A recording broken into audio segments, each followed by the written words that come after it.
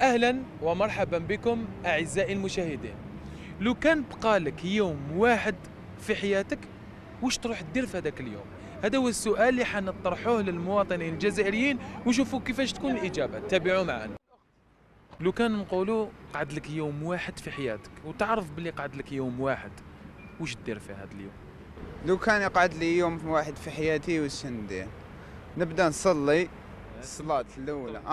ما دوكا راني نصلي بس نقعد نصلي. ندعي لربي يغفر لي هذا ما كان.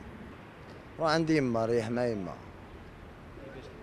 ريح ما نشبحها، يعني في اليوم الآخر تاعك تريح مايم. نروح الريح نشبحها نشبحها حتى نموت.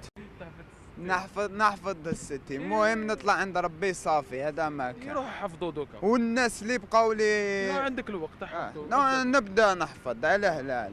سؤال صعب والله.